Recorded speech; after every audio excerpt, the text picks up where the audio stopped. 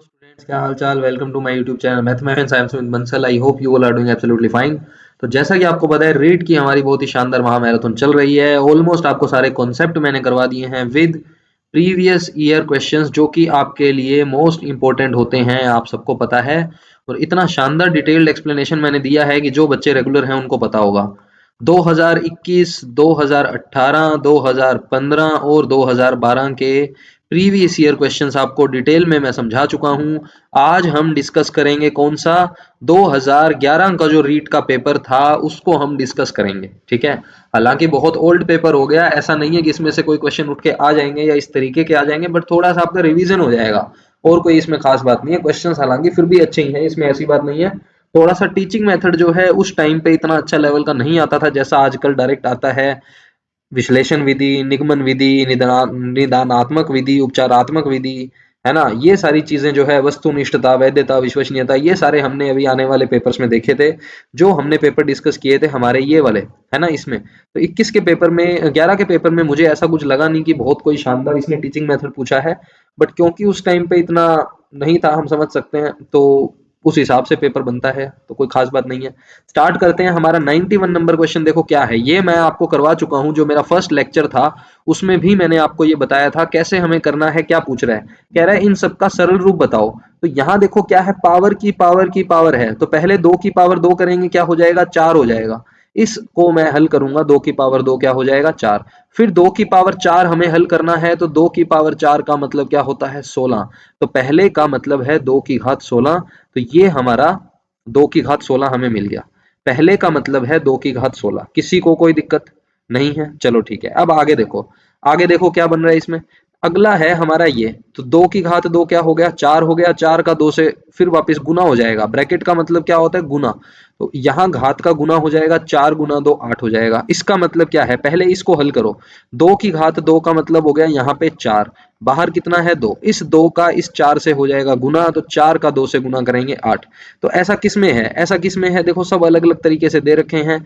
पहला तो मैच हो रहा है, पहला तो मैच हो रहा है। 2 की घात 8 किस में मैच हो रहा है, इसको देखो ध्यान से। ये क्या लिखा हुआ है, 4 की घात 4। इस नीचे वाले 4 को आप लिख सकते हो 2 का स्क्वायर। ऊपर लिखा हुआ है 4, 4 गुना में 2 8 सेम है। 16 का स्क्वायर, 16 का मतलब क्या होता है, या आप यूं समझ सकते हो कि, चलो ऐसे ही बता देता हूं, 2 की घात 8 करेंगे 256 आएगा ना। यहां भी 16 का स्क्वायर 256 है, तो पहला तो सही है। लेकिन इसमें चक्कर ये है कि इस वाले ऑप्शन को अगर आप देखोगे तो भी आपका क्या है, मैच हो रहा है या नहीं हो रहा। इसमें क्या लिखा हुआ है, घातों का प्रकार एक ही है। चौथे में कैसे बता रहा है भाई, 4 8, 8 कहाँ है इसमें, ये तो ठीक है अपना। तो ये तो गलत हो गया ना, इसमें ये थोड़ा सा सही नहीं दे रखा। तो ये 4 नहीं है, टाइप करने में शायद गलती कर दी किसी ने। तो इसमें क्या है, हमारा 2 की घात 16 जो है ये गलत है, ठीक है। तो ये वाला ऑप्शन हमारा मैच हो रहा है। और कोई ऑप्शन मैच हो रहा है क्या, देख लो आप। ये 6 हो जाएगा, ये भी नहीं मैच हो रहा, ये भी नहीं मैच हो रहा। तो ओनली पहला ऑप्शन जो है हमारा यहाँ पे मैच हो रहा है। किसी को भी इसमें कोई डाउट है तो मुझे बताना, बहुत ही ईजी है। आई होप सबको समझ में आ गया होगा। आगे चलते हैं नेक्स्ट क्वेश्चन पे। नेक्स्ट क्वेश्चन भी मैं आपको करवा चुका हूं, जो मैंने 5 वीडियो आपको प्रोवाइड की थी वन शॉट, उसमें हमने ये डिस्कस किया था कैसे करना है। कह रहा है इसके गुणनखंड करो। तो गुणनखंड करने के लिए सबसे पहले जब आप इसको देखते हो तो आपको एक सर्व समीका याद आती है, कौन सी, x माइनस वाई का होल स्क्वायर। कौन सी याद आती है, x माइनस वाई का होल स्क्वायर क्या होता है, x square minus 2xy plus y square. Minus में क्या दे रखा है, z स्क्वायर दे रखा है। और जब आपने इसको देखा तो आपको याद आई किसकी, ए स्क्वायर माइनस बी स्क्वायर की। क्या होता था ये, सर ये होता था a plus b a minus b. क्या होता था, a plus b a minus b. ये सर आपका a है, ये b है। तो एक बार तो इसको क्या कर दो, ऐड कर दो। एक बार तो इसको ऐड कर देंगे, और फिर हमने a को सेम रखा, b को हमें करना है माइनस, तो यहाँ पे मैंने z लिख दिया, ठीक है ना। तो ये आपका, अच्छा बस इतना ही करना है। ऑप्शन देख लो कौन सा मैच हो रहा है। ऑप्शन हमारा सेकंड मैच हो रहा है, देखो सेकंड ऑप्शन हमारा इसमें मैच हो रहा है। किसी को भी कोई डाउट हो, अच्छा इसमें एक चक्कर है, थोड़ा सा आपको ध्यान रखना है। एक बार हमें प्लस करना है, एक बार माइनस। तो ये वाला जो है टर्म यहाँ लिखी हुई है, ये वाली टर्म यहाँ लिखी हुई है। तो सेकंड ऑप्शन हमारा करेक्ट है, कोई इसमें डाउट नहीं होना चाहिए। थर्ड क्वेश्चन बहुत ही शानदार क्वेश्चन मुझे लगा, क्योंकि बच्चे ऐसे क्वेश्चंस में मिस्टेक करते हैं। बच्चे ऐसे क्वेश्चन में मिस्टेक करते हैं, क्या मिस्टेक करते हैं ध्यान से हम समझेंगे, हमें वो मिस्टेक नहीं करनी। इस इक्वेशन में a x square plus b x plus c equals to 0, ये एक समीकरण है, डायरेक्ट पता चल रहा है। एक्स में एक सर्व समीका है। अब इसने क्या बोल दिया, इसको एक सर्व समीका बोल दिया। 2012 के पेपर में भी इस पे क्वेश्चन आया हुआ है कि सर्वसमीका और समीकरण में अंतर उसने पूछ लिया था एक इक्वेशन देके कि ये क्या है, सर्वसमीका है कि समीकरण है, एक बीजीय व्यंजक दे रखा था और पूछा था कि सर्वसमीका है या समीकरण है। तो मैंने आपको यहां भी कॉन्सेप्ट समझाया था, फिर से यहां बता रहा हूं क्या कहना चाह रहा है। ये सर्वसमीका है। सर्वसमीका का मतलब होता है x के प्रत्येक मान के लिए ये सत्य है, x के प्रत्येक मान के लिए यह सत्य है। x आप कुछ भी रखो, x आप कुछ भी रखो, ये हमेशा सत्य होने वाला है। तो जो बच्चे सोच रहे हैं कि हमें तो क्वाड्रेटिक फॉर्मूला, द्विघात सूत्र या श्रीधर आचार्य सूत्र पता है, इस सूत्र का नाम है श्रीधर आचार्य सूत्र। क्या नाम है इसका? श्रीधर आचार्य सूत्र, जिसको आप क्वाड्रेटिक फॉर्मूला या द्विघात सूत्र के नाम से भी जानते हो, है ना, द्विघात सूत्र, और इसको हम बोलते हैं श्रीधर आचार्य सूत्र। तो ये है आपका श्रीधर आचार्य सूत्र, ध्यान रखना। तो ये बच्चे जो टिक कर रहे हैं वो बेटा गलत कर रहे हैं। क्यों कर रहे हैं? क्योंकि इसने सूत्र नहीं पूछा। ये कह रहा है कि ये एक सर्वसमीका है। तो ये सर्वसमीका तब बनेगी जब ये x के प्रत्येक मान को संतुष्ट करेगा। मतलब मैंने x को 0 करा तो ये तो 0 हो गया, c 0 आ गया। ऐसे ही x को 1 कर दो, ऐसे ही x को -1 कर दो। तो x के प्रत्येक मान के लिए सत्य कब होगा? जब तीनों हमारे 0 होंगे, जब तीनों हमारे क्या होंगे? 0। तो ऑप्शन डी हमारा यहाँ पे करेक्ट होगा। इसमें कोई ज्यादा पजल होने की जरूरत नहीं है, इजी सा क्वेश्चन है, डायरेक्ट रिजल्ट मैंने बताए हुए हैं, जो बच्चे मुझसे पढ़ रहे हैं उनको पता होगा ये, है ना, ये चीज मैंने आपको बताई थी। 94 नंबर में क्या पूछ रहा है? एक भिन्न जिसका अंश हर से 2 कम है। ऐसे क्वेश्चन हम बिना सोल्व किए करते हैं, डायरेक्ट ऑप्शन से चलते हैं। मैंने आपको बोला था अंश जो है वो हर से 2 कम होना चाहिए। अंश हर से 2 कम है, ये हो सकता है आंसर। अंश हर से 2 कम इसमें भी है, अंश हर से 2 कम इसमें भी है और इसमें भी है, चारों में फंसा दिया। मतलब आगे पढ़ना पड़ेगा। यदि इसके अंश में 2 घटा दिया जाए और हर में 2 जोड़ दिया जाए तो हमें 1/3 मिलेगा। क्या हमें ऐसा मिल रहा है? अंश में से क्या करना है? अंश में से 2 घटाना है। तो अंश में से 2 घटाएंगे 5 मिलेगा, हर में 2 जोड़ना है तो 11 मिलेगा। तो 5/11 मिला, 1/3 चाहिए था, मतलब गलत हो गया। दोबारा समझो, अंश में 1 घटाना है, अंश में 1 घटाना है, हर में 2 जोड़ना है, हर में 2 जोड़ दिया, 1/7 आ गया, हमें तो 1/3 चाहिए, गलत हो गया। अंश में 2 घटाना है, हर में 2 जोड़ना है, यानी 1/3 चाहिए, 1/3 हमें मिल गया। ऑप्शन 3 जो है हमारा करेक्ट है। इसमें अगर चेक करेंगे, इसमें से 2 घटाएंगे तो इसमें से 2 घटाएंगे तो ये तो -1 हो जाएगा, इसमें 2 जोड़ेंगे 5 हो जाएगा। 1/3 देख के जज्बाती नहीं होना यहाँ पे, ठीक है ना, ऑप्शन सी करेक्ट है। अगला देखो, अब अगले में क्या कह रहा है? अगला क्वेश्चन अगेन बहुत ही शानदार क्वेश्चन है। 95 में गुणनखंड का क्वेश्चन है, भागफल शेषफल का। 2012 में भी ऐसा क्वेश्चन आया हुआ है। तो देख लो किस तरीके से ये रिपीटेशन होता है, इसीलिए ये 5 साल के पेपर जो मैंने आपको सोल्व करवाए हैं बहुत ही इंपॉर्टेंट है, ध्यान रखना। कह रहा है कि x की पावर 4 और y की पावर 4, x की पावर 4 y की पावर 4 को भाग देना है किससे? x माइनस वाई से। तो भागफल और शेषफल बताओ। मुझे एक बात बताओ, क्या ये x की घात 4 को आप ऐसे नहीं लिख सकते? क्या आप स्क्वायर का स्क्वायर नहीं लिख सकते? बिल्कुल लिख सकते हैं सर। और जैसे ही सर हमने ये लिखा, जैसे ही हमने ये लिखा, हमें तो एक सर्व समीकरण याद आ गई। कौन सी? ए स्क्वायर माइनस बी स्क्वायर, जहां ए ये है, बी ये है। ए का स्क्वायर, बी का स्क्वायर, क्या होता था सर? ये होता था ए plus b, a minus B. और क्योंकि ए हमारा एक्स स्क्वायर है, बी हमारा वाई स्क्वायर है, तो यहाँ पे एक्स स्क्वायर और वाई स्क्वायर ही रखोगे, कोई इसमें दिक्कत नहीं है। नीचे क्या चल रहा है? नीचे चल रहा है एक्स माइनस वाई। अच्छा, तो सर इसका मतलब तो इसमें दोबारा से सर्व समीकरण लग सकती है, ए स्क्वायर बी स्क्वायर वाली, यहाँ पे बिल्कुल लग सकती है बेटा। तो लगाएंगे x square plus y square into x square minus y square. क्या होता है? एक बार होता है प्लस और एक बार क्या होता है? माइनस होता है। तो ये कैंसिल हो गया क्या? बिल्कुल हो गया सर। बचा क्या? ये बच गया। अब ऐसा तो कोई ऑप्शन है नहीं, शेषफल तो क्या आ गया? 0 आ गया ना, ये पूरा पूरा भाग चला गया, यानी शेषफल क्या आ गया? 0। तो ये दो तो गलत ही हैं, बचे ये दोनों ऑप्शन। अब हमें देखना भागफल क्या आएगा। तो x का गुना करो एक्स स्क्वायर से, एक्स क्यूब, x का गुना करो वाई स्क्वायर से, एक्स वाई स्क्वायर, y का गुना करो एक्स स्क्वायर से, एक्स स्क्वायर वाई, वाई का गुना करो वाई स्क्वायर से, वाई क्यूब। तो कौन सा ऑप्शन करेक्ट है? सारे प्लस वाले, यानी ऑप्शन नंबर 1 जो है हमारा यहाँ पे करेक्ट है। कोई भी डाउट नहीं है, बहुत ही शानदार क्वेश्चन था।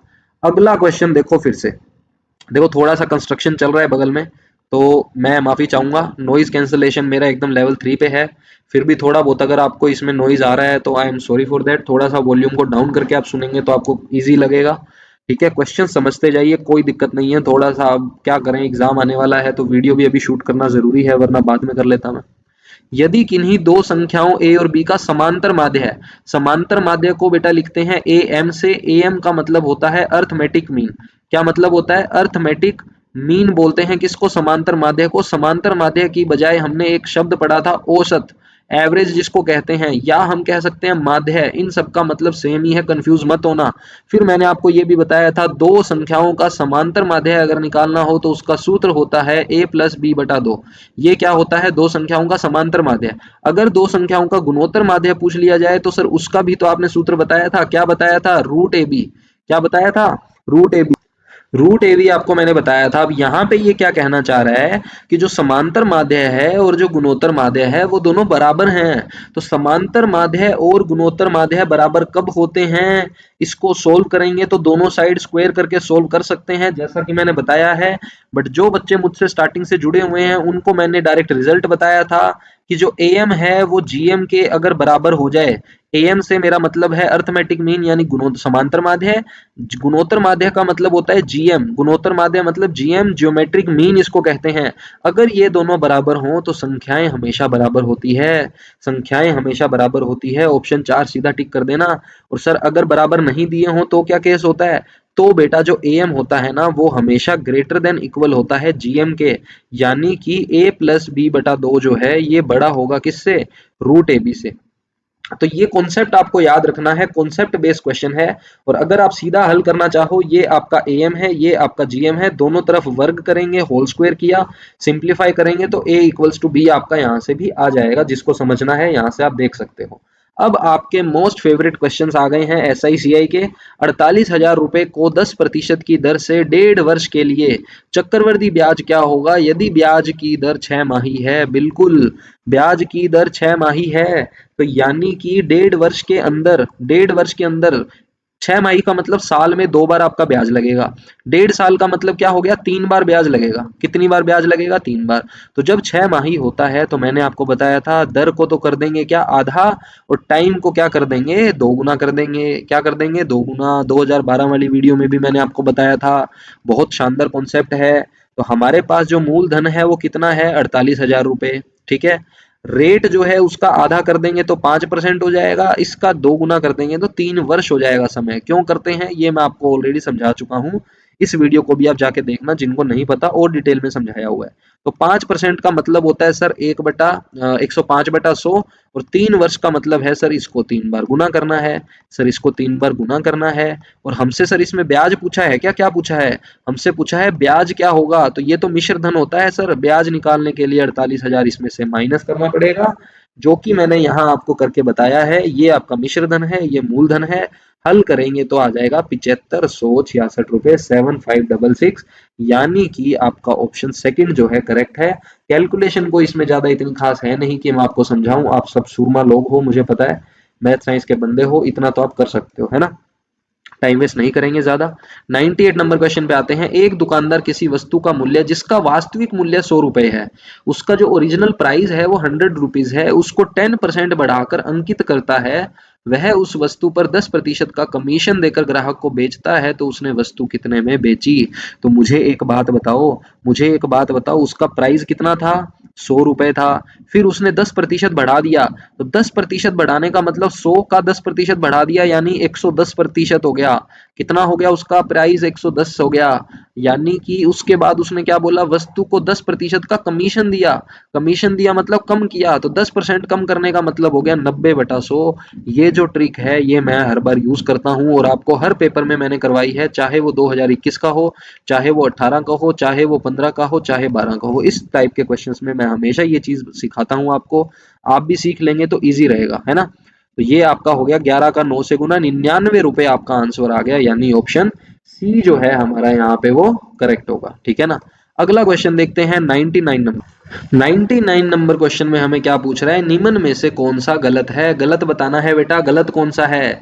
यदि राशियां ए बी सी डी समानुपात में हैं, तो समानुपात का मतलब आपको बताया था ए बी सी डी अगर समानुपात में है तो ए का गुना डी से करेंगे और बी का गुना सी से करेंगे तो ये बराबर होगा। या आप यूं समझ सकते हो कि ए बटा में बी जो है वो बराबर होता है सी बटा डी के। तो डी का ए से गुना करते हैं तो ए डी आता है, बी का सी से करते हैं तो बी सी आता है। तो गुना में लिख दो चाहे रेशो में लिख दो, ये मतलब होता है समानुपात का। तो इसने कहा है AD इक्वल्स टू BC, तो ये तो ट्रू है। इसने तो क्या पूछा है, फॉल्स कौन सा है, गलत कौन सा है।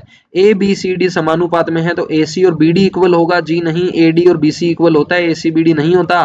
तो ऑप्शन सेकंड जो है हमारा ट्रू हो जाएगा क्योंकि इसने फॉल्स पूछा था। बाकी दो ट्रू क्यों है उसको भी समझ लेते हैं। AB का व्युत्क्रमानुपात यानी उल्टा, AB का उल्टा BA हो जाएगा, बिल्कुल सही है। ABC अगर गुणोत्तर श्रेणी में है, जीपी में है, ज्योमेट्रिक प्रोग्रेशन में है, तो आपको मैंने बताया था बी का स्क्वायर इक्वल होता है एसी के, या कह सकते हो एसी का रूट जो है वो बी के इक्वल होता है। इसी को हम गुणोत्तर माध्य भी कहते हैं, ये हमें पता है। तो ये ट्रू है आपका। ओनली ऑप्शन सेकंड जो है यहाँ पे क्या हो जाएगा, फॉल्स हो जाएगा और गलत ही हमसे पूछा था। अगला प्रश्न जो आपका वो जनसंख्या वाला टॉपिक है, जन्म दर मृत्यु दर, उसको भी हालांकि रिलेट परसेंटेज से ही करता है, कोई खास बात नहीं है, देख लेते हैं। फिर भी किसी संस्था में सदस्यों की संख्या 2500 है। यदि संस्था पहले वर्ष में 10% बढ़ती है, दूसरे वर्ष में 10% घटती है, तो 2 वर्षों बाद कितनी वृद्धि या कमी होगी। तो अगेन वही कॉन्सेप्ट है जो मैंने आपको ऊपर समझाया था, ये वाला यही ट्रिक हम यूज करने वाले हैं जो यहाँ मैंने आपको सिखाई थी। क्या ट्रिक थी वो, ये कह रहा है स्टार्टिंग में कितने लोग थे, 2500 लोग थे, 10% बढ़ गए, 10% का मतलब सर आपने बताया था 110 होता है। फिर 10% घट गए तो सर आपने बताया था 10% कम कर देना, 90 कर देना। ये दो जीरो से उड़ा दो, ये इससे उड़ा दो, तो 25 का गुना करना है 99 से, तो ये आ जाएगा आपका 2500 माइनस 25 यानी कि 2475। 2475 का मतलब हो गया, पहले संख्या 2500 थी अब हो गई 2475, यानी कि संख्या जो है -25 हो गई, यानी कि 25 सदस्यों की हमारे पास कमी हो गई, 25 सदस्यों की हमारे पास कमी हो गई, ठीक है ना। अगला क्वेश्चन देखो, अच्छा क्वेश्चन है। अगेन दो बिंदुओं ए और बी जिनके बीच की दूरी 50 मीटर है, कारें एक्स वाई चलती है, एक्स की गति 10 मीटर प्रति सेकंड, वाई की गति 25 मीटर प्रति सेकंड। उन दोनों को ए से चलकर बी की तरफ पहुंचने में लगा समय। ज्यादा दिमाग नहीं लगाना कि सर स्पीड डिस्टेंस का क्या क्वेश्चन आ गया, ऐसा नहीं है, इजी सा क्वेश्चन है। दो गाड़ियां हैं, एक एक्स है एक वाई है, पॉइंट है ये ए, ये पॉइंट है बी, दोनों को पॉइंट ए से बी तक जाना है, दोनों की डायरेक्शन ये है, दोनों की डायरेक्शन ये है, ये गाड़ी आपकी एक्स है, ये गाड़ी आपकी वाई है, ठीक है ना। इन दोनों गाड़ियों को इस डायरेक्शन में जाना है। अब कहने का मतलब मोटा मोटा ये है कि ये जो 50 मीटर है वो क्या दे रखा है, हमें डिस्टेंस दे रखा है जिसको अपन दूरी कहते हैं। यानी कि जो दूरी है वो तो हमें पता है, दूरी कितनी है इसमें 50 मीटर है। गति का मतलब तो सर स्पीड होता है, क्या होता है, स्पीड होता है। तो स्पीड भी दे रखी है क्या, बिल्कुल दे रखी है सर, कितनी है 10 मीटर प्रति सेकंड। तो पूछा क्या है, पूछा है सर समय, टाइम। तो बेटा टाइम का फॉर्मूला तो आपको पता है, speed equals to distance upon time होता है। तो टाइम बराबर हो जाएगा डिस्टेंस बटा में स्पीड। कोई दिक्कत इस किसी को, टाइम यहाँ चला गया स्पीड नीचे आ गई, तो टाइम बराबर हो गया डिस्टेंस अपॉन स्पीड। टाइम बराबर हो गया डिस्टेंस अपॉन स्पीड। एक्स गाड़ी को कितना टाइम लगेगा, जो उसका डिस्टेंस है, डिस्टेंस कितना है 50 मीटर, एक्स की स्पीड कितनी है 10, तो 5 सेकंड का समय लगेगा। यूनिट यहाँ सेकंड में है, मात्रक हमारा सेकंड है, तो इकाई सेकंड ही चलेगी। वाई जो गाड़ी है उसको कितना टाइम लगेगा, उसका डिस्टेंस भी 50 है, उसको भी तो 50 मीटर दूरी चलनी है, इसको भी 50 मीटर दूरी चलनी है, दूरी तो सेम है। लेकिन वाई की स्पीड थोड़ी सी क्या है, ज्यादा है, स्पीड कितनी है 25 है, तो वो जल्दी पहुंचेगा, तो वो जल्दी पहुंचेगा। तो एक का टाइम 5 सेकंड, दूसरे का टाइम 2 सेकंड। बहुत ही इजी क्वेश्चन था, लड्डू सा क्वेश्चन है ना। आ गया होगा समझ में। चलो आगे देखते हैं। 102 नंबर क्वेश्चन में क्या कह रहा है, 13,260 रुपए को राम और श्याम इस प्रकार विभाजित करें कि राम को 11 मिले तो श्याम को 15 मिले। तो बेसिकली हमें यहाँ पे क्या है, राम और श्याम का रेशो दे रखा है। राम को अगर 11 रुपए मिलते हैं तो श्याम को 15 मिलते हैं। तो ऐसे केस में हम कुल निकालते हैं, कुल कितना है 26 है, और कुल यहाँ पे कितनी राशि है 13,260। तो 13,260 को 26 से तो कर देंगे भाग। अगर हमें राम का हिस्सा निकालना है तो राम का हिस्सा निकालने के लिए 11 से गुना करेंगे, और श्याम का हिस्सा निकालना है तो क्या करेंगे, इसमें ये तो हमारा हो गया इकाई का, एक का, और गुना कर देंगे 15 से। तो इसको हल करना कोई खास बात है नहीं, इसको हम हल कर लेंगे। तो ये यहाँ मैंने किया हुआ है, कितना आ गया, 5610 रुपये आ गया, इसका आ गया 7650 रुपये। तो हमारा ऑप्शन जो है वो सेकंड हमारा करेक्ट हो गया। कोई दिक्कत किसी को इसमें नहीं आनी चाहिए, ठीक है। चलें आगे। चलो, निम्नलिखित में से कौन से असत्य है? निम्नलिखित में से कौन सा असत्य है? देखो एक पैटर्न अगर आप ऑब्जर्व करो तो आपने देखा होगा 2011 और 12 का जो पेपर था ये कॉन्सेप्ट बेस्ड था। यहाँ कॉन्सेप्ट पूछे जाते थे डायरेक्ट डायरेक्ट कि आपको ये स्टेटमेंट्स पता है या नहीं पता, डेफिनेशंस आती हैं क्या नहीं आती, है ना। अब जो पेपर आते हैं वो थोड़ा सा एप्लीकेशन बेसिस पे आते हैं, वहां आपसे चीजें निकलवाने की कोशिश करता है ना। तो कोई दिक्कत नहीं है, कॉन्सेप्ट समझना भी जरूरी है। जिन बच्चों को नहीं पता, जो मेरे जैसे थोड़े वीक हैं, तो उनके लिए ये जरूरी क्वेश्चन है। निम्नलिखित में से कौन सा असत्य है, फॉल्स बताना है, रोंग कौन सा है, which one is not true. एक त्रिभुज की माध्यिका का प्रतिच्छेद बिंदु केंद्रक कहलाता है, बिल्कुल सही बात है, ये तो ट्रू है। माध्यिका क्या होती है सर, आपने बताया था, अगर एक शीर्ष से सामने वाली भुजा पर एक ऐसी रेखा बनाएं, ऐसा रेखा हम ड्रॉ करें जो सामने वाली रेखा को दो भागों में, बराबर भागों में काटती है, समद्विभाजित करती है, उसको हम क्या कहते हैं, माध्यिका कहते हैं। और ये तीनों माध्यिकाएं जिस पॉइंट पे कटती है उसको कहा जाता है केंद्रक। क्या कहा जाता है, केंद्रक। अगर इसके शीर्ष हैं x1 y1, इसके हैं x2 y2, इसके हैं x3 y3, तो ये जो बीच का पॉइंट है ना, जिसको हम C कह रहे हैं, केंद्रक कह रहे हैं, सेंट्रोइड कह रहे हैं, इसके अगर आपको निर्देशांक निकालने हो तो इसका भी फॉर्मूला होता है क्या, x1 plus x2 plus x3 बटा 3, y1 plus y2 plus y3 बटा में 3, याद रखना।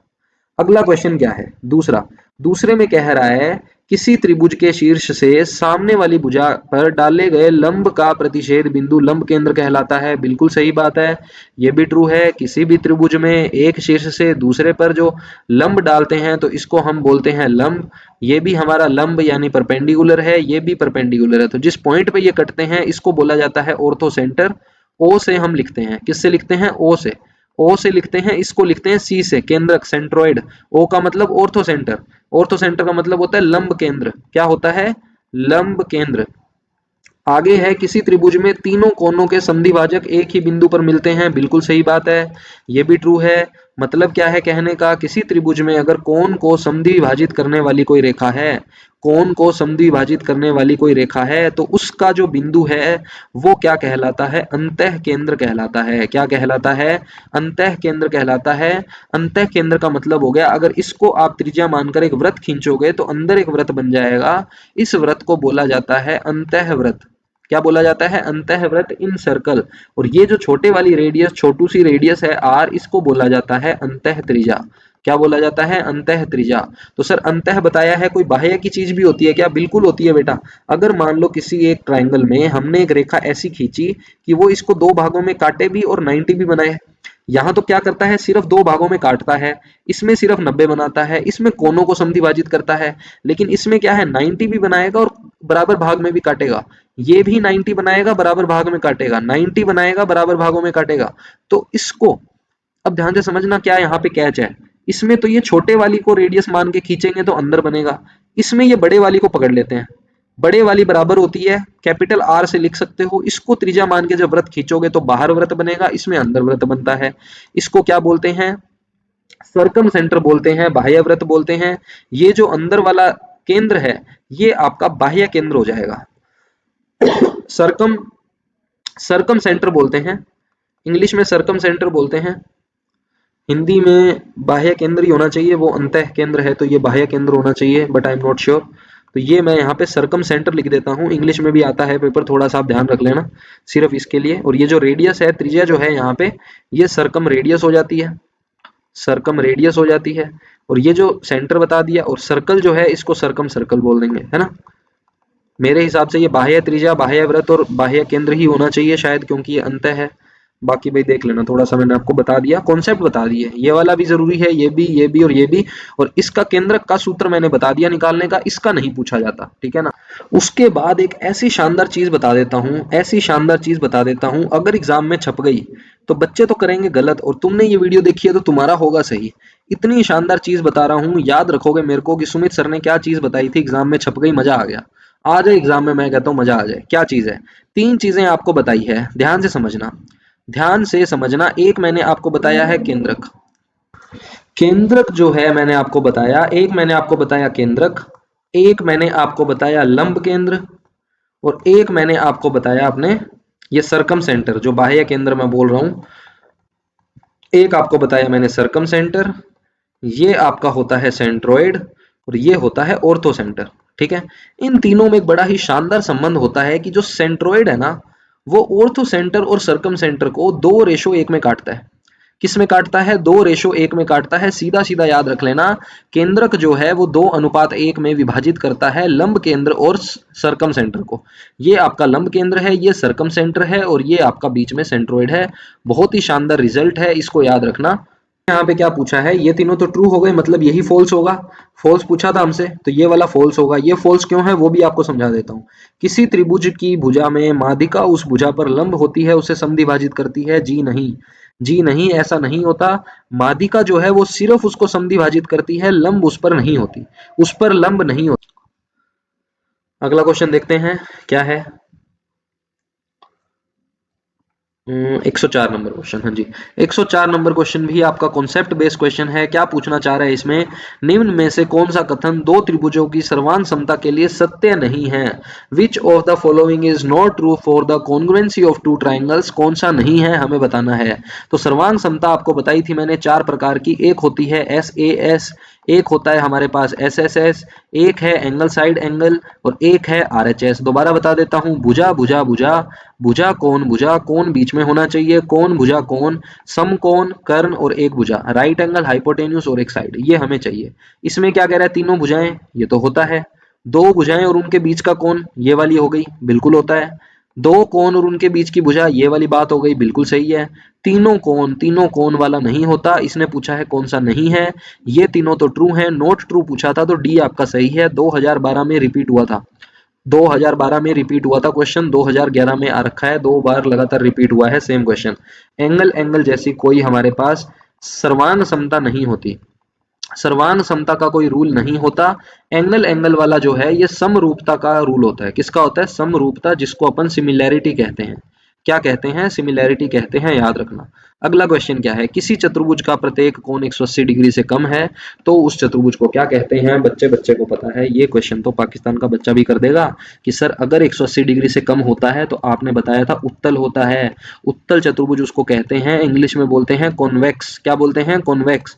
तो उत्तल आपका होता है। उत्तल और अवतल में क्या अंतर है? जैसे मान लो ये है, ये तो है आपका उत्तल, सारे कोण 180 डिग्री से कम है, 180 डिग्री ये वाला एंगल होता है, ये होता है 180, 180 से ज्यादा हो गया तो ये बन गया, ये 180 से ज्यादा हो गया। अब एक भुजा मान लो इधर है, एक इधर है, तो ये चार भुजाएं होगी ना, तो इस प्रकार की जो शेप है ना, इसको बोलते हैं अवतल।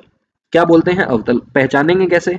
कोई भी दो बिंदु खींचो, दो बिंदु बना लिए, इनको मिलाने वाली रेखा अगर इस शेप के अंदर ही बने तो वो होता है उत्तल। लेकिन अगर दो बिंदुओं को मिलाने वाली रेखा अगर इससे बाहर निकल जाए, ये देखो बाहर निकल गई, तो इसको बोलते हैं अवतल। सिंपल सा फंडा है, आज के बाद नहीं भूलोगे पक्का।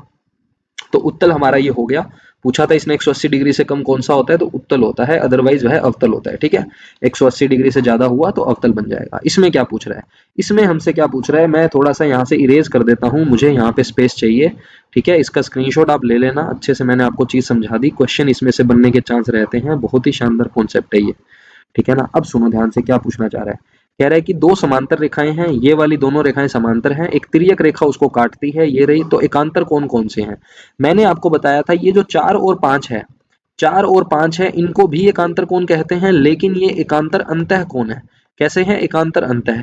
3 और 6 जो हैं ये भी एकांतर कोण है, लेकिन अंतः कोण है। तो 4, 5 और 3, 6 का कोई इसमें ऑप्शन है नहीं, तो अंतः कोण हमें नहीं मिले। तो अब हम देखेंगे कौन से एकांतर कोण हैं जो बाह्य हैं। बाह्य एकांतर कोण कौन से हैं? तो एक का बाह्य एकांतर हो जाएगा 8, एक का हो जाएगा 8, दो का हो जाएगा 7। तो 1, 8, 2, 7 किसमें है? ऑप्शन एक में है। किसमें है? एक में। अच्छा, 1 और 5 कैसे हैं? 1 और 5 कैसे हैं? संगत कोण है। कैसे हैं? संगत कोण है, कोरस्पॉन्डिंग एंगल्स हैं। इसी प्रकार से 2 और 6, 2 और 6 भी कैसे हैं? संगत कोण है। ध्यान रखना, ठीक है ना। और आपको डिटेल चाहिए इन कोणों की, तो वो मैं आपको बता चुका हूं पहले वाले पेपर में। यहाँ भी लिखे हुए हैं सारे, इनको देख लेना, समझा दिया हालांकि मैंने क्या होता है। अगले प्रश्न पे आते हैं, काफी बार आता है ये क्वेश्चन, काफी बार ये क्वेश्चन रिपीटेड मोड पे हमें देखने को मिलता है। क्या कहना चाहता है, ये वाला एंगल 60 है तो ये कितना होगा, सीधा सीधा बेटा 30 होगा। सीधा सीधा रिजल्ट बताया हुआ है कि जो केंद्र पे कोण बनेगा, केंद्र का जो कोण है वो दो गुना होता है इस वाले कोण का। ये x है तो ये 2x होगा, ये x है तो ये 2x होगा, याद रख लेना, बहुत ही शानदार क्वेश्चन है। तो 30 हमारा हो गया, क्योंकि ये 60 दे रखा तो हमने आधा कर दिया 30। ठीक है सर, ऐसे और भी कोई रिजल्ट होते हैं क्या? बिल्कुल होते हैं। 2015 वाले पेपर में भी बताया था, 12 वाले में भी बताया था, अब यहाँ पे क्वेश्चन फिर से आया हुआ है, यहाँ फिर से बता देता हूँ। असत्य पूछा है, कौन सा है, ध्यान से समझना। पहला क्या है, पहला क्वेश्चन क्या है, किसी वृत्त में एक जीवा द्वारा केंद्र पर बनाया कोण उसी जीवा की परिधि के अन्य बिंदु वाले कोण के बराबर होता है। जी नहीं, गलत है, फॉल्स है। और फॉल्स ही पूछा था तो यही हो गया, ध्यान से समझना। ये क्या कह रहा है, एक जीवा लो, वृत्त की जीवा यानी कि कोण, जीवा से केंद्र पर बनाया गया कोण, जीवा से केंद्र पर कोई कोण बन रहा है, मान लो एक्स बन रहा है, तो उसी जीवा द्वारा परिधि पर बनाया कोण, इसी जीवा द्वारा इसी जीवा द्वारा परिधि पर जो कोण बनेगा वो कोण इसी कोण के बराबर होगा। जी नहीं, बराबर नहीं होता, ये वाला दो गुना होता है, ये आधा होता है। अभी तो ऊपर पढ़ के आए हैं, अभी तो ऊपर पढ़ के आए 107 में कि केंद्र वाला डबल होता है, तो ये फॉल्स हो गया। इसका मतलब बाकी सारे ट्रू हो गए। क्यों हो गए समझेंगे। एक वृत्त के केंद्र से बराबर दूरी पर स्थित जीवाओं की लंबाई बराबर होती है, यानी केंद्र से 3 सेंटीमीटर दूर कोई जीवा है, यहाँ 3 सेंटीमीटर दूर कोई जीवा है, तो ये दोनों जीवाएं कोड्स आपस में बराबर होंगी। बिल्कुल सही है, रट लेना इसको भी। किसी वृत्त में एक जीवा द्वारा परिधि के अलग अलग बिंदुओं पर बनाए कोण बराबर होते हैं, बिल्कुल सही है। किसी जीवा द्वारा, ये जीवा है और ये जीवा है, किसी वृत्त में एक जीवा द्वारा, एक ही जीवा द्वारा, अच्छा एक ही जीवा द्वारा अगर दो कोण बनाएंगे तो वो हमेशा बराबर होते हैं। ये मैंने इसमें भी बताया था आपको 2015 वाले में। ठीक है, सेम ही बात है, कोई अलग नहीं है इसमें। अगला क्या है, चौथा ऑप्शन, ये भी ट्रू है, इसको भी याद रखना कि वृत्त के केंद्र से जीवा पर डाला गया लंब, वृत्त के केंद्र से जीवा पर डाला गया लंब इसको समद्विभाजित करता है। ये चीज भी मैंने आपको बताई थी, ये भी ट्रू है, इंपॉर्टेंट है, साथ में याद रखना इसको। अगला क्वेश्चन देखते हैं, 109 नंबर, क्या कह रहा है। चतुर्भुज से क्वेश्चन है, एक आयत दे रखा है x y z, x y z u, ये एक आयत है। यू जेड 5 है, यू जेड कहाँ है जी, यू जेड आपका 5 है, यू जेड क्या है, 5 है। ठीक है, तो इसका मतलब एक्स वाई जो है वो भी 5 होगा, क्योंकि आयत की आमने सामने की भुजाएं बराबर होती है, रेक्टेंगल है। समांतर चतुर्भुज है के एल जेड यू, के एल जेड यू, के एल जेड यू, इसकी बात हो रही है, ये एक समांतर चतुर्भुज है। तो समांतर चतुर्भुज की भुजाएं भी आमने सामने की बराबर होती है, बिल्कुल सही बात है। तो कह रहा है क्षेत्रफल बताओ इस समांतर चतुर्भुज का। समांतर चतुर्भुज के क्षेत्रफल का फॉर्मूला आपको पता है, क्या होता है, भुजा गुना ऊंचाई। क्या होता है, भुजा गुना ऊंचाई। भुजा की जगह आप आधार लिख लो तो ज्यादा बेटर है, आधार गुना ऊंचाई, बेस गुना हाइट। तो बेस कितना है, 5 है, ऊंचाई क्या है, ऊंचाई एक्स यू चाहिए, एक्स यू दे रखा है क्या, बिल्कुल दे रखा है सर 4। तो ये तो बहुत इजी हो गया, 4 गुना 5 20 आ गया, खत्म, बस कुछ भी नहीं था। 110 नंबर में क्या कह रहा है, इसमें पूछ रहा है किसी त्रिभुज के क्षेत्रफल के लिए उसकी भुजाएं अगर एबीसी हो तो हीरो सूत्र, हीरो नहीं, हीरो नहीं, हेरोन सूत्र होता है। हीरो नहीं होता, टाइप करने में मिस्टेक हो गई, हेरोन, हीरोइन नहीं, हेरोन, हेरोन सूत्र। तो हेरोन का सूत्र है ये। क्या है हेरोन का सूत्र, हेरोन का सूत्र होता है ये, आपको बताया हुआ है मैंने, root s, s minus a, s minus b, s minus c, Heron का सूत्र होता है। क्या होता है इसमें, एस, एस क्या होता है, ए बी सी क्या है, ए बी सी तो है भुजाएं, ए बी सी तो है त्रिभुज की भुजाएं। ये जो एस है यहाँ पे, इसको बोलते हैं सेमी पेरीमीटर यानी कि अर्ध परिमाप। एस का मतलब क्या होता है, अर्ध परिमाप।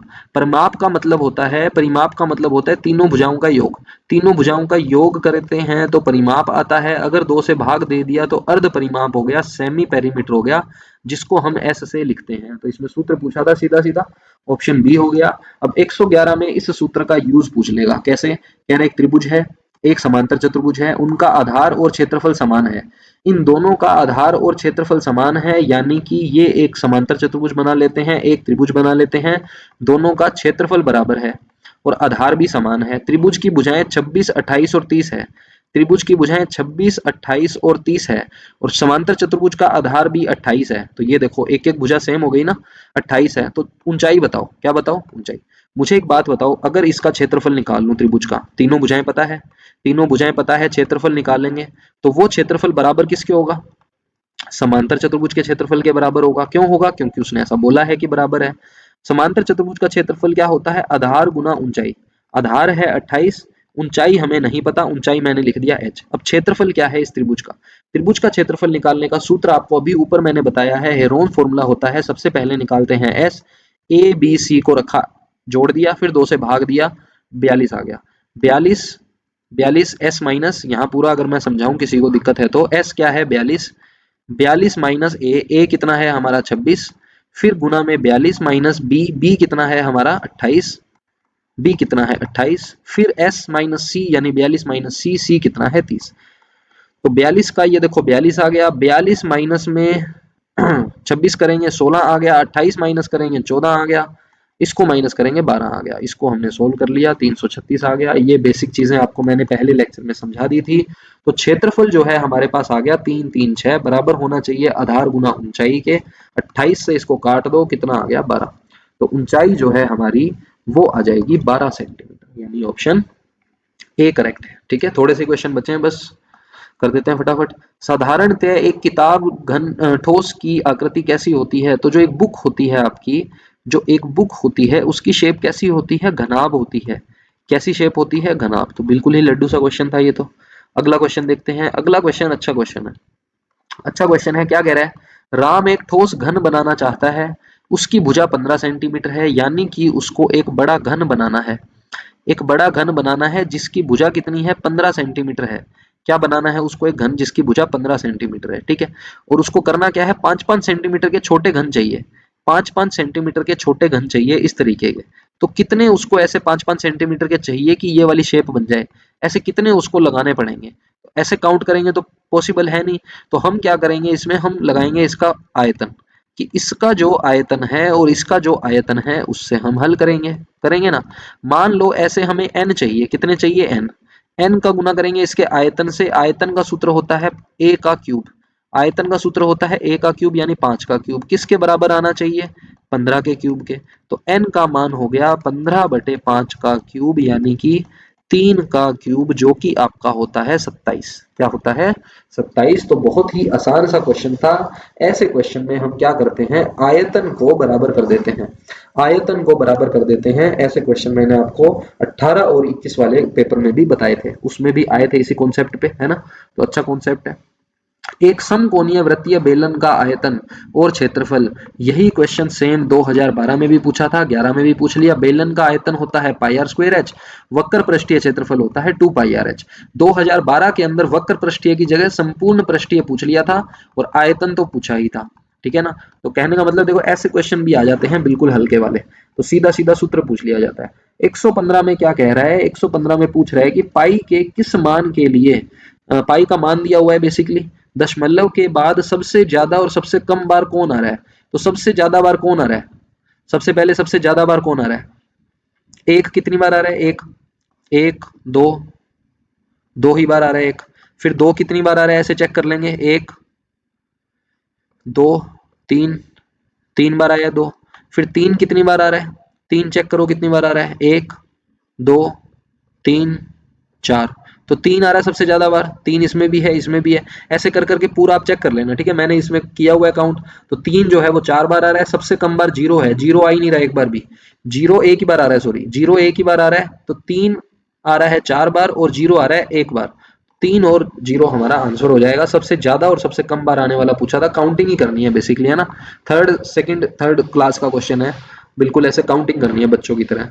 आंकड़ों को लेखा चित्र द्वारा प्रदर्शित करने की वह विधि जिसमें आंकड़े आयतों द्वारा प्रदर्शित किए जाते हैं, जिनका आधार एक्स एक्सिस होता है, आधार की चौड़ाई बराबर होती है और दो आयतों के बीच में स्थान छोड़ा जाता है। तो 2012 में भी ऐसे दो क्वेश्चन आए थे। 2015 में भी इस पे बेस एक क्वेश्चन आया था। क्या कह रहा है कि आयत ऐसे बनाते हैं और उनके बीच में जगह छोड़ी जाती है। तो जब जगह छोड़ी जाती है उसको बोला जाता है दंड आरेख या दंड चित्र बोला जाता है। और जब हम जगह नहीं छोड़ते, इस टाइप से बनाते हैं, तो इसको हम आयत चित्र बोलते हैं, हिस्टोग्राम जिसको बोलते हैं। क्या बोलते हैं? हिस्टोग्राम। तो आयत चित्र तो ये होता है। इसने बोला है स्थान छोड़ा गया है। स्थान छोड़ा गया मतलब दंड आरेख की बात कर रहे हैं। दंड आरेख का मतलब होता है स्तंभ ग्राफ, कॉलम ग्राफ जिसको अपने बोलते हैं। ठीक है ना। बारंबारता बहुभुज मैं आपको बता चुका हूं, इस टाइप का होता है बारंबारता बहुभुज, ध्यान रखना। ठीक है, तो ये हो गया बारंबारता, ये हो गया हिस्टोग्राम और ये हो गया स्तंभ या दंड आरेख। तो ऑप्शन 3 जो है इसका वो करेक्ट है। चलो फटाफट लास्ट वाले पे आते हैं। क्या कह रहा है? थोड़े से क्वेश्चन बचे हैं हमारे पास, क्या पूछना चाह रहे हैं इसमें देखते हैं फटाफट। 117 नंबर में, 117 नंबर क्वेश्चन में देखो ऐसे क्वेश्चन भी आते हैं। टैली मार्क पूछ रहा है, ये टैली मार्क होता है ना, कितनी है ये काउंटिंग, 1 2 3 4 और एक लाइन लगा देते हैं तो इसका मतलब 5 होता है। ये तो उल्टी लाइन लगा दी, ये तो नॉट डिफाइंड है, अपरिभाषित है, ठीक है ना, इसका कोई मीनिंग ही नहीं होता, ये मीनिंगलेस है। तो इसका मतलब 5 है, इसका मतलब परिभाषित नहीं है। ऑप्शन सेकंड जो है हमारा यहाँ पे करेक्ट होगा, ऑप्शन सेकंड जो है हमारा यहाँ पे करेक्ट होगा, ठीक है। 118 नंबर देखते हैं क्या कहना चाह रहा है, बस 3 ही बचे हैं। यदि वाई एक्सिस पर ग्राफीय रूप प्रदर्शित करने वाले आंकड़ों में 1.5, 2.1, 2.7, 3.3 है तो इकाई को प्रदर्शित करने का मापक क्या होगा, स्केल क्या होगा। तो ये लाख में है, 1.5 लाख, 2,10,000, 2,70,000, 2,30,000, ये अपने को मान दे रखे हैं। इसको हमें ग्राफ पे शो करना है, ग्राफ पे शो करना है तो हम एक बॉक्स का मतलब एक यूनिट लेके चलते हैं ना ग्राफ पे। हमारे पास ऐसे ग्राफ होता है, उसमें जो एक खाना होता है वो 1/1 का होता है, एक यूनिट लेके चलते हैं। उस एक यूनिट का क्या मतलब है हमसे वो पूछा है, तो उस एक यूनिट को हम क्या लेंगे इसमें, तो एक यूनिट में वो लेंगे जिससे ये सारे विभाजित हो जाएं। यानी कि मैंने आपको बताया था जब कभी यूनिट निकालना होता है तो एचसीएफ निकालते हैं। क्या निकालते हैं, एचसीएफ निकालते हैं। एलसीएम कब निकलता है, एचसीएफ कब निकलता है, मैंने आपको समझाया था, अच्छे से वीडियो जाके जरूर देखना वो। एचसीएफ कैसे निकलता है समझेंगे। जीरो तो सब में 4 है, जीरो तो सब में 4 है तो 4 जीरो तो आएगी, 4 जीरो तो कॉमन आएगी। बचा क्या, 15, 27, 21 और 33। बचा क्या, 15, 21, 27 और 33। इन सबके टुकड़े करो, कॉमन देखेंगे फिर क्या है। इसके टुकड़े हैं 3 गुना 11, इसका है 3 की घात 3, ये है 3 गुना 7, ये है 3 गुना 5। तो इन सब में एक ही नंबर कॉमन है, वो है 3। तो 3 इसमें लगा दो तो 30,000 हमारा इसमें क्या आ जाएगा, यूनिट आ जाएगा। 30,000 हमारा इसमें क्या आ जाएगा, यूनिट आ जाएगा एक, ठीक है। 119 नंबर देखेंगे अब। 119 नंबर में क्या कह रहा है, निम्न वृत्त चित्र में निम्न मदों पर किया जाने वाला व्यय अवरोही क्रम में लिखो। अवरोही का मतलब होता है घटता हुआ क्रम, यानी कि डिसेंडिंग ऑर्डर में इसमें लिखना है। क्या है ध्यान से देखेंगे, तो एक चित्र हमें बना के दिया हुआ है, पाई चार्ट इसको हम बोलते हैं। क्या बोलते हैं, पाई चार्ट या पाई चित्र, पाई आरेख इसको अपने बोलते हैं। सबसे ज्यादा किसमें खर्च हो रहा है, अवरोही क्रम में बताना है। किसमें बताना है, अवरोही क्रम यानी घटता हुआ क्रम, बड़े से छोटे की ओर, बड़े से छोटे की ओर। तो सबसे ज्यादा किसमें खर्चा हो रहा है, खाने में। सबसे ज्यादा खर्चा किसमें हो रहा है, खाने में। तो ये दोनों तो गलत ही हो गए। खाने के बाद 75 डिग्री मकान किराए में, मकान किराए में तो दोनों में ही है। 75 के बाद है 70 कपड़े में, तो कपड़ा इसमें है, इसमें शिक्षा है, यानी ऑप्शन सेकंड करेक्ट है। कपड़े के बाद किसमें आएगा, 35% बचत में, और सबसे कम आएगा शिक्षा में, ठीक है। तो सेकंड ऑप्शन हमारा करेक्ट है। लास्ट क्वेश्चन पे आ जाते हैं, उसके बाद आपको विदाई दे देंगे। सारा हमने कंप्लीट कर लिया है जो भी था। तो इसमें हमें क्या पूछने की कोशिश कर रहा है देख लेते हैं। 120 नंबर क्वेश्चन में हमें कह रहा है कि किसी पौधे की 35 पत्तियों को 35 पत्तियों को एक मिनट, विदाई के नाम पे ये भी नाराज हो गया लग रहा है, ठीक है। किसी पौधे की 35 पत्तियों की लंबाई के आंकड़े 1 मिलीमीटर तक सही दिए गए हैं। ये लंबाई है, ये पत्तियों की संख्या है। क्या यह कहना सत्य है कि अधिकांशतः पत्तियों की लंबाई पूछ रहा है, तो अधिकांशतः पत्तियां, जब से ज्यादा पत्तियां हैं 12 पत्तियां जो हैं उनकी जो लंबाई है वो क्या है, 145 से 153 मिलीमीटर है। 145 से 153 मिलीमीटर है। तो 145 से 153 तो किसी ऑप्शन में नहीं है। ये कह रहा है 153, जरूरी थोड़ी है सारी 153 की हो, बिल्कुल नहीं है, बिल्कुल नहीं है। 153 तो जरूरी, फिर है 145 भी कोई जरूरी नहीं है। 149 इसके बीच में आ रहा है, कुछ सोचेंगे बीच वाला सेलेक्ट कर लें, जी नहीं, इसके बीच में कोई भी नंबर हो सकता है। 146, 47, 48, 49, 50, 51, 52, 53 भी आ जाएगा। क्यों आ जाएगा, क्योंकि ये असतत है, कॉमन नहीं है दोनों में, तो कोई भी नंबर हो सकता है इसके बीच का इन 12 पत्तियों में। तो ऑप्शन हो जाएगा डी, इनमें से कोई नहीं, कंफ्यूज नहीं होना। तो आपका जो है यहाँ पे सारे प्रीवियस ईयर क्वेश्चन मैंने आपको करवा दिए, 2011, 2018, 2015, 2012, 2011। All the very best, all the very best for your exam. सारे पेपर्स को जाके अच्छे से चेक करना, एकदम डिटेल्ड मैंने आपको एक्सप्लेनेशन समझाई है। अगर आपको वीडियो अच्छी लगी हो तो इसको लाइक करना, वीडियो को शेयर ज़रूर करना, और इस पे कमेंट करके मुझे बताना कि आपको ये वीडियो कैसी लगी। Thank you very much.